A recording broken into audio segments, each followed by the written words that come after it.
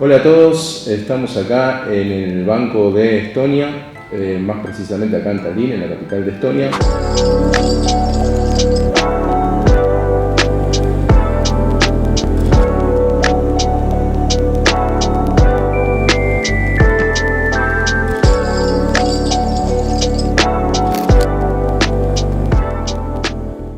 Y hoy estamos con Peter Luismer, que muy gentilmente aceptó hoy la entrevista, así que vamos a conversar con él acerca de la economía de Estonia.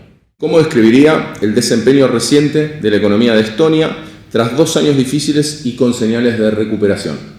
Basically, Estonian economy has been very highly open economy, and we have moved from the status of transition economy, which we used to have ever since 1990s, towards a little bit the group of more advanced economies. But unfortunately, it also means that our growth rate in terms of economic growth is about to decelerate because we have reached already the GDP per capita, which is approaching EU average. So because of the relatively high level of income already, the further convergence is a little bit slower than it is and than it used to be. And on the other hand, we have quite rich neighborhood. If you consider Finland and Sweden, then they have a GDP about 125% of the EU average, which is quite significant. The same applies to the price level and also to the wages. This inevitably means that we still converge towards the Nordic countries, and this implies that we do have also quite a bit of somewhat higher growth rates, also in terms of GDP growth, but also in terms of little bit higher inflation rates still ahead of us. But the difference with the rest of the EU is not as large as it was in the previous decades. So now Estonian economy has had a kind of prolonged moderation. So all in all, this cumulative fall in the economic activity hasn't been that large. I think it's in the range of cumulatively about 5% as such in real terms. So this kind of slowdown is very exceptional for Estonia because ever since 1990s, when we had a recession, it was usually minus 15 to minus 20% of GDP falling within 1 year or 1.5 years sometimes. Unemployment hitting 20%, like it was in 1998 during the Russian crisis and also during this Lehman Brothers crisis at around 2008 and 9. So what was typical for those recessions was that our economy used to fall very rapidly because of the loss of export markets, which suffered also. But then the recovery was also relatively fast. So within 2 years, usually, we ended up with from minus 20% of economic fall back to the normal, when normal growth rates used to be, in our case, around 5 to 7% during the convergence phase. Now, two things are different. First, the potential growth rate is not anymore 5% as such, it's more in the range of 3% probably. And on the other hand, this recession has taken quite a lot of time in this regard, that we have had near zero growth rate of GDP already for about 3 years. And it's mostly because also our Nordic neighbors are doing relatively moderately in terms of economic growth rate. And this is a kind of exceptional situation for Estonia because usually we don't have any time to change our economic policy because recession hits us so fast and the recovery comes thereafter. But now, during those 2 to 3 years, we have been, of course, thinking a lot, what should we do, and making some also changes to the fiscal policy, which is not very common in case of Estonia to change tax law so radically and so fast. But because of the fiscal sustainability, some relatively unpopular measures have been undertaken. But of course, everybody more or less understands that in case of highly open economies like Estonia, our foreign trade turnover is about 150% of GDP, which means that most of the things we export, we first also import. So the share of exports to GDP is also around 70-75%. The export itself has relatively high import, import content also.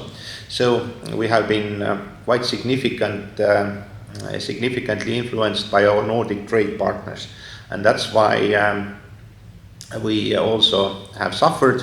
And if anything happens good to Finland and Sweden, Estonia will follow. But without the help of foreign demand coming from the Nordic countries, we have kind of difficult times, because of course we have also Baltic neighbors, and of course we have Russia, but we don't trade with Russia anymore. ¿Cuál es la senda prevista para regresar al equilibrio estructural de las cuentas públicas? Estonian fiscal policy has been very conservative for most of the time. I think until around 2004 we actually targeted nominal balance, which was to some extent the best fiscal rule one could imagine, because if you had additional growth rate due to the surprises during the second half of the year, then usually they ended up with surpluses. So we entered the global financial crisis with 10% of reserves, not debt at all. But now, of course, we have several issues. First, relatively moderate growth rates or near zero growth rates for the last years. Then we have had also quite significant inflation, partially also because of the value-added tax increases, but not only, because in 2022 we had also significant elevation of energy prices.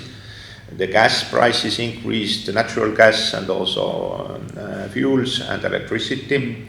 This also had an impact on public expenditure.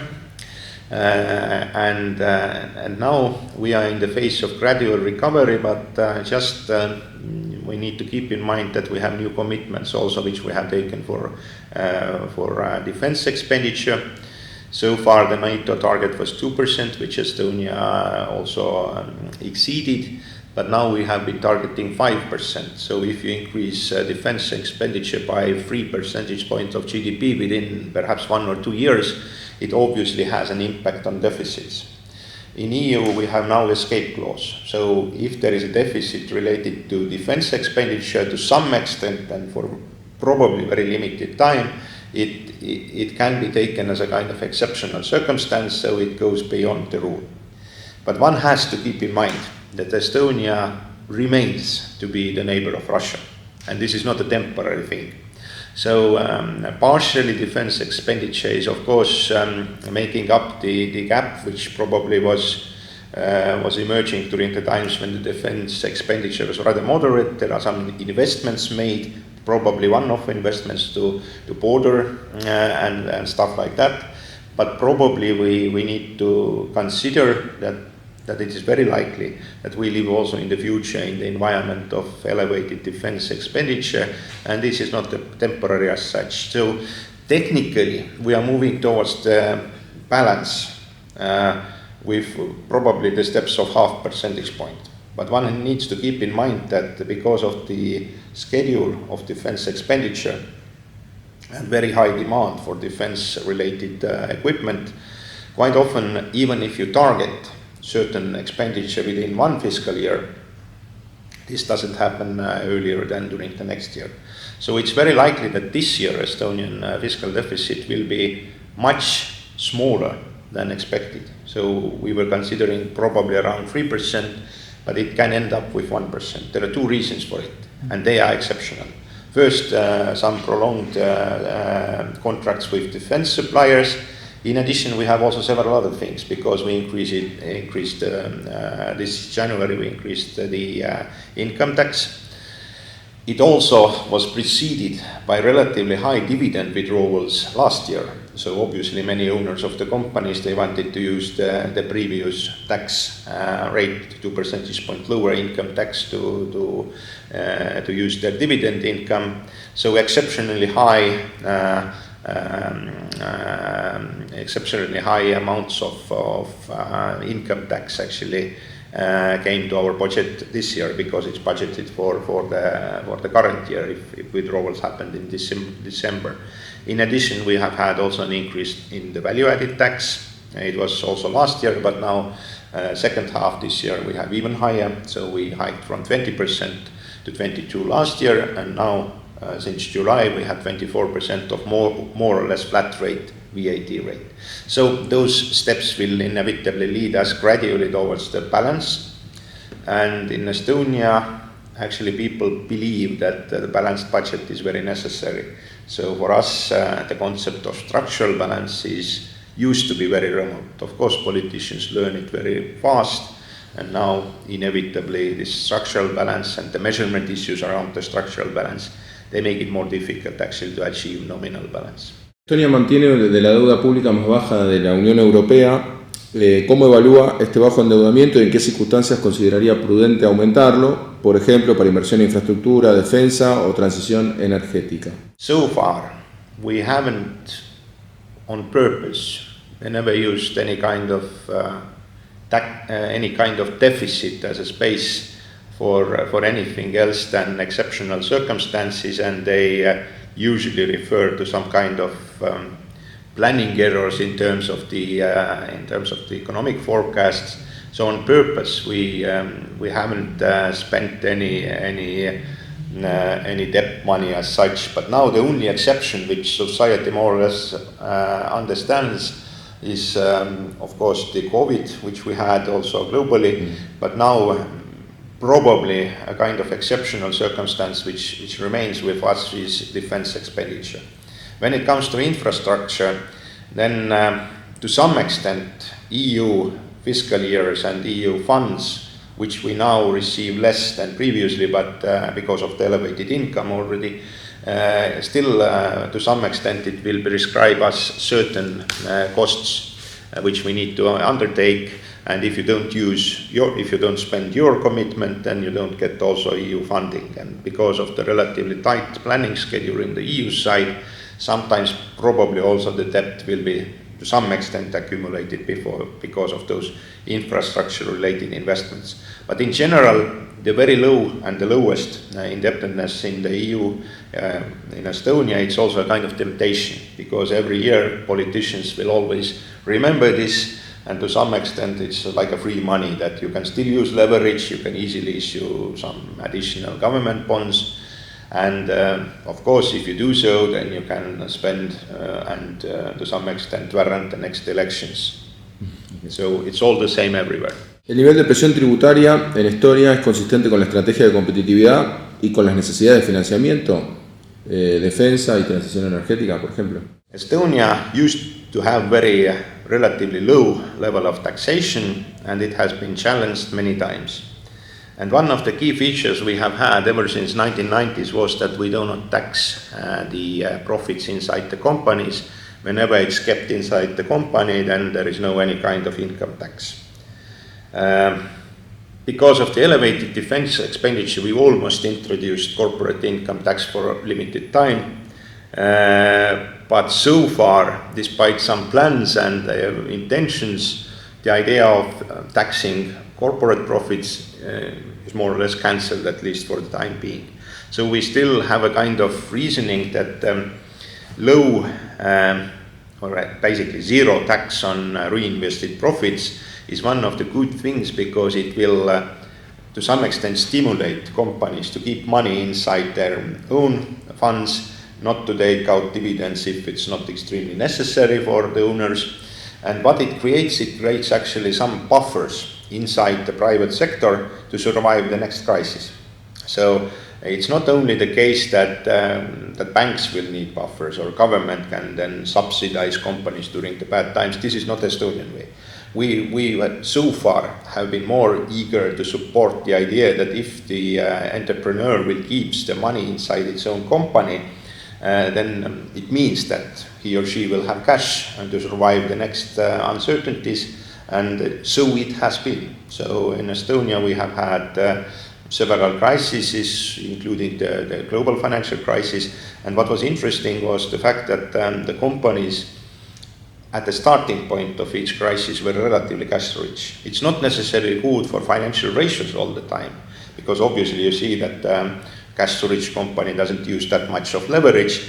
But on the other hand, considering that in Europe in general we do not have any kind of significant financing through the financial markets, we have only bank-based financing, and banking sector is very cyclical also in terms of the lending supply. to some extent this zero corporate income tax on reinvested profits is a kind of thing that to some extent will complement the bank-based financing at the times when bankers are usually quite conservative.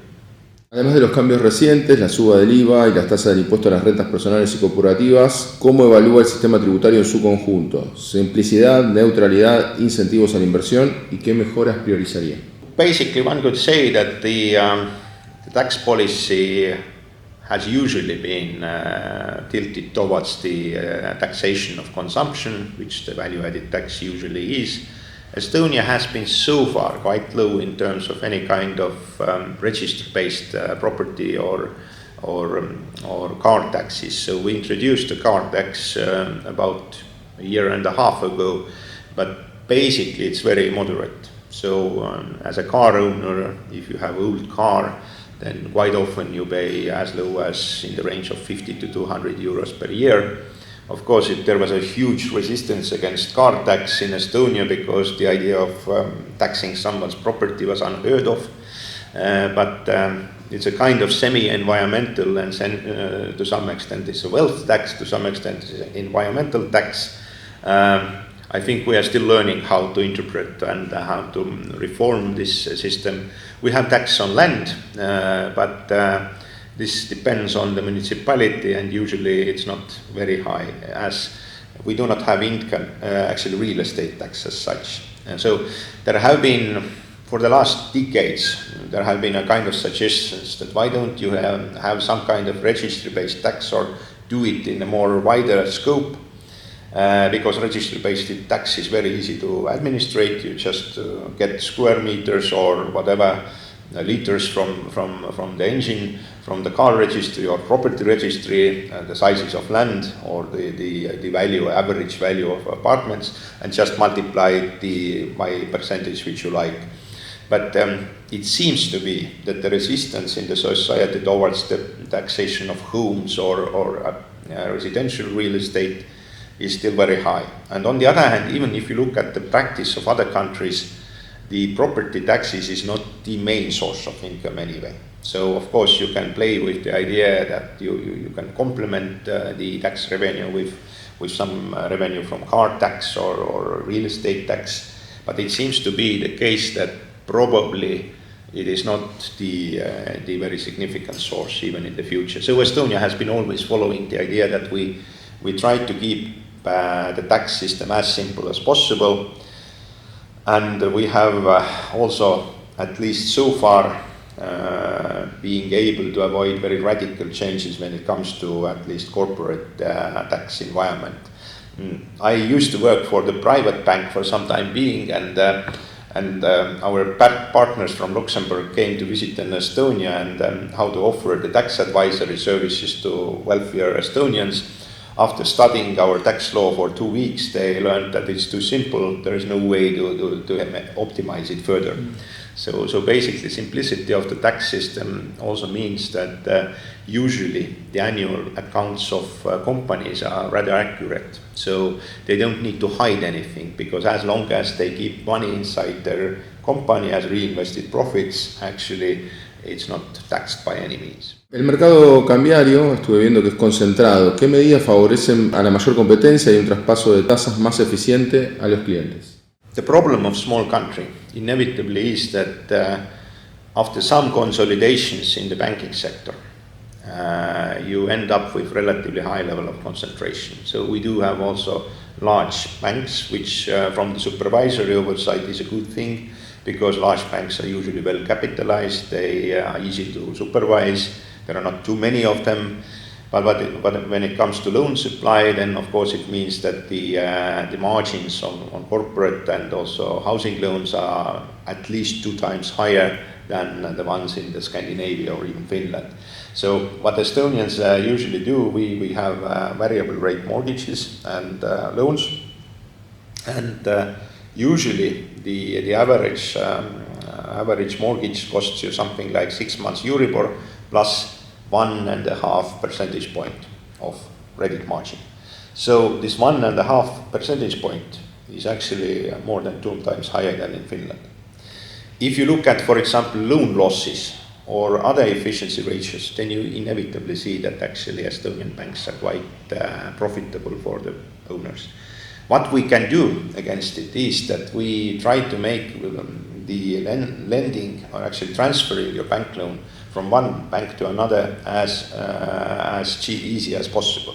So we have some proposals also on the Bank of Estonia side, which government is now considering, that basically to transfer your bank loan from one bank to another should be as easy and less costly as basically transferring your mobile phone number from one operator to another. En términos generales, ¿cuál debería ser el rol del Estado en la economía de Estonia en el próximo ciclo? ¿Tamaño del sector público, ámbitos donde debe intervenir, infraestructura, educación, innovación y dónde debería abstenerse? The small country can be quite costly to run. In Estonia, we do not have such terrible issues with relatively high government size in the economy. So we have been already optimized most of the government services. We have a lot of e-services. Basically, many jobs have been saved because of the electronic means, how people interact with government, submit their income reports and other things. But on the other hand, small country in the neighborhood of Russia means that you have a lot of defense expenditure, a lot of cooperation to be done, and for us there are no any kind of very low-hanging fruits when it comes to optimizing further government costs.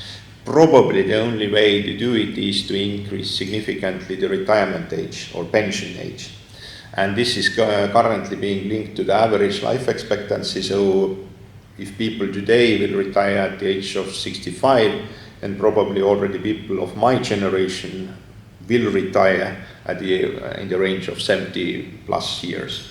So if you do it gradually, then it still accumulates some debt. At some point of time, probably we may need to make higher jump than half a year per fiscal year. And it's one possibility. ¿Cuál es la posición técnica del Banco Central de Estonia respecto al euro digital, que está en fase preparatoria? ¿Y cuáles son las prioridades de diseño, privacidad, uso offline y resiliencia? The paradox of using digital currencies is for advanced countries that you have already private sector based means of payments which are already very convenient for people to use, and if you add some kind of other solution on top of it, the penetration rate of this new digital euro may be low because everybody is using MasterCard anyway. There have been two significant reasons why digital euro have been mostly boosted. One of them, which doesn't seem to be happening, but the major fear was that the private companies will use their own means of payments, and those big techs like Facebook or Google, or why not even some other company, will introduce their own payment systems or their own currency, and then basically central banks will be crowded out. Of course, it never happens, but there was a fear. But another reason, which has been becoming more and more important, is the security. So first and foremost, EU is into this so-called strategic autonomy. We depend so heavily on the services of the country which are provided by the companies which do not originate from EU. And especially considering the most recent developments globally, sometimes the previous partners are not necessarily as reliable as they used to be, at least there is some uncertainty. So that's why we are not that eager probably to promote the idea that the major payment systems used in Europe operated by outside Europe companies. And another reason which is still always there is despite the fact that what happens in geopolitics or even in terms of trade relations, we have on top of it also cybersecurity issues. So potentially there may be some kind of attack, and if the globally run system just doesn't work anymore, you need some backup solution. So even if the penetration rate of digital euro is not necessarily very high in the beginning, you need to have some additional backup solution for payment, and that's why in digital euro the offline usage is also quite of important addition. So technically the reasons behind digital euro have become somewhat different. When the project was started, it was mostly the fear that Facebook will take over the central banking. It never happened. But now we really see that in terms of necessity to have some secure payment possibilities, you may need it even in case you don't use it every day. So a kind of backup solution, but probably considering the overall view of people, they will learn that this backup solution is quite convenient to use also when it comes. So that's why, as currently, against all kinds of emergencies, people have cash in their pockets. To some extent it remains so, but in addition to cash and your probably mostly online commercial bank card, you have also this digital euro, which comes you most likely through some mobile app. Si tuviera que señalar 3 prioridades de política económica para los próximos 12-18 meses, ¿cuáles serían y por qué? Very rapidly growing and dynamic transition economy has become a boring Nordic economy. It means that also that for us what matters more is to some extent stability, because of the income level already gained. We do not have any kind of ultra fast growth rates anymore. So it also means that economic growth do not correct the mistakes which you have probably made in the corporate level, or also probably in the private level, or why not also in the fiscal level. That's why you need to be a little bit more conservative also in terms of making up the plans, and this is also the reason why basically stability matters more for the countries like Estonia. But on the other hand, innovation still happens here, and that's also the case why, when we are thinking about what could be the competitive advantages of countries like Estonia, they are indeed small. Mostly the advantages come if you find good partners and if you cooperate with several other countries. So in Estonia we have a relatively good community of startup sectors. It seems to be that for young talented people, countries like Estonia are still an attractive place, at least to start their career. So we have very good startup communities here. Of course, also in early stages of development, some companies really enjoy the fact that the income tax is zero if you keep money inside your company. This is precisely what successful startups need to do. The only, I would say, low-hanging fruit for Estonian corporate sector would be a single European capital market. If it happens, then a lot of additional financing possibilities would be available also for Estonian companies, in addition to bank loans or private equity. We could also use leverage in the bond market and equity markets, and hopefully through some digitalization we gradually also approach the idea of common and single capital market, and I would say that it would make a huge difference for many European companies. Because currently a lot of money is sitting in the deposits of the banks, of savers, with relatively low interest rate, instead of using them in the capital markets. And almost every company can only rely in Europe on bank loans of the medium or small size. So the possibilities of financing through the bond markets and through the equity markets are very widely used in US companies. And that's the major difference in between the possibilities to expand the potential of smaller companies also in Europe. Una última pregunta, me gustaría saber qué piensa usted acerca de que la inflación es siempre en todo lugar un fenómeno monetario. I think this is especially valid after the Great Recession and what came after in terms of banks' balance sheet. Central bank's balance sheet expanded significantly after the global financial crisis. We printed a lot of money. In real time, it was a very good decision, because otherwise you would have had a significant banking crisis, probably also some kind of extreme political crisis. But the key consideration when it comes to quantitative easing is not necessarily how to enter it, but also how to exit. So we need to run down the central bank balance sheets. This is already happening also in Europe. We do not buy any new bonds. We don't reinvest the expiring bonds. Gradually, there is a significant fall in the central bank's balance sheet, because bonds which we have purchased gradually expire. And in the meantime, the growth rates in Europe are also gradually increasing, and the banks are brave enough to supply more credit to leverage the base money further. So it is not yet very clear whether this is the correct balance. And of course, central banks need to steer it very carefully. We do not necessarily need to think that we need to buy extra bonds in case of any circumstance. In the future, it can become necessary, but you cannot promise it, because otherwise it becomes the moral hazard of market participants and also for the governments. But on the other hand, we do not necessarily need to rule out the fact also that some balance sheet operations can in the future also include the possibilities of sales of assets.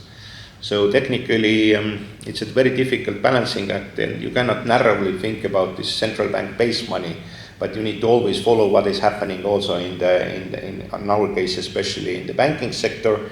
There are many ways how you can limit the leverage in the banking sector through all kinds of capital buffer requirements and other things, including the textbook story of required reserve ratio, which is also somewhere there. We do have some emergency brakes if they become necessary. The main thing is that probably a careful exit strategy and continuous monitoring how this inflation can be affected also by money supply and early response if it becomes so. I think it enables us to evade it.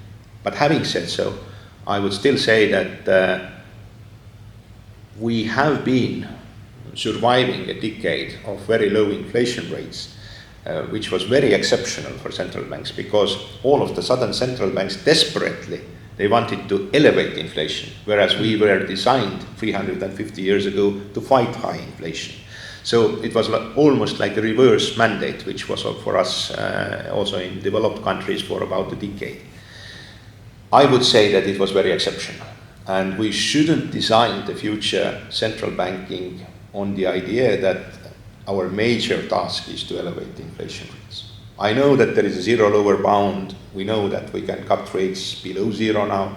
Having learned so many lessons during the crisis, I think central bankers must remember the one and ultimate goal. Society expects us to deliver low inflation rates and price stability.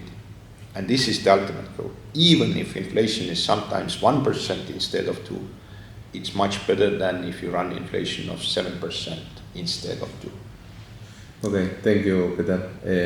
Estuvimos acá en el Banco Central de Estonia conversando con un economista que justamente está en lo que es el desarrollo de investigación acá en el Banco Central de Estonia. Así que bueno, sin más, si te gustó el video, desde ya puedes darle me gusta, puedes hacer los comentarios que creas necesarios desde ya, y acordate siempre de suscribirte al canal. Muchas gracias y nos vemos la próxima.